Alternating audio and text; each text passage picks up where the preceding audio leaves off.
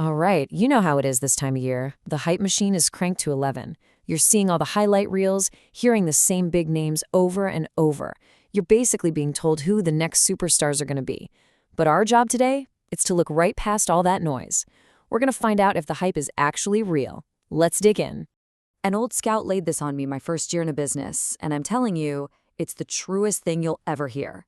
See, anybody, and I mean anybody, can look like an all-pro in a 30-second clip.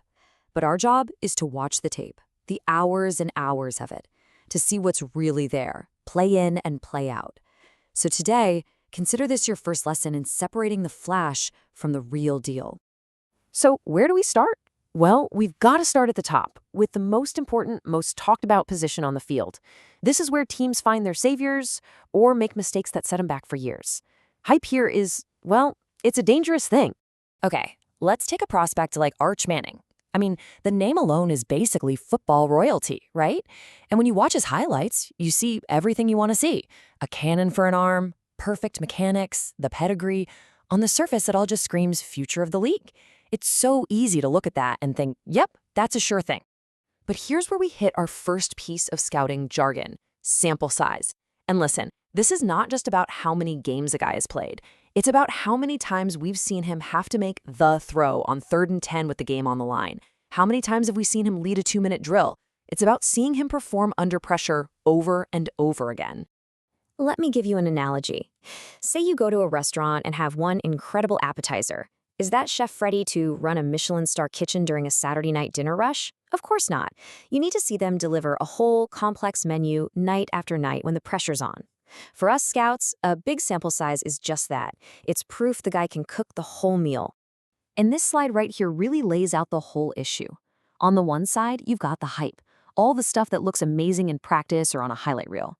But on the other side, that's the scout's reality. Those are the question marks. It's all the stuff we just haven't seen him do enough in real games. It really boils down to one thing: projection versus proof. So here's the absolute bottom line on this. NFL GMs, they are not writing multi-million-dollar checks for potential. They are investing in reliability. They have to know what they're getting on 1st down, 2nd down, 3rd down, not just what a guy might do in a perfect situation. All right, let's keep it moving. We're going from the glamour of the quarterback position down into the dirt, into the trenches. This is where games are really won and lost. And it's all about power and perfect technique. So check out a player like Deone Walker.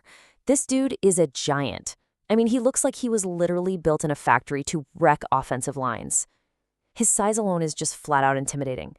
The hype is immediate, because when he steps on the field, he just looks like he can't be stopped. But being the biggest guy in the field isn't the whole story. Now you need to learn 2 more critical terms: leverage and pad level. This is pretty much the secret sauce to winning in the trenches. It's all about being able to bend and get your body lower than the guy across from you. If you can do that, you can control him, no matter how big or strong he is. The best way to picture it? Think of a sumo match. It's almost always the wrestler who gets lower that wins, right? They get underneath the other guy, control his center of gravity, and just drive him right out of the ring.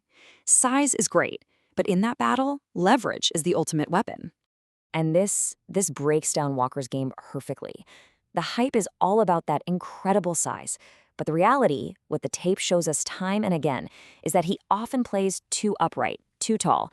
He loses that leverage battle against smaller guys who have better technique simply because his pad level is all over the place. And that brings us to a fundamental truth of professional football. At the NFL level, everybody is big. Everybody is strong. The players who dominate are the ones who are masters of technique. For a prospect like Walker, that amazing size gets you on the radar, but those technical flaws can get you completely shut down. Okay, for our last lesson, we're going to do a bit of a lightning round. We've got 3 different players, 3 different positions, but each one teaches us something absolutely vital about what it takes to make it in the pros. Ready?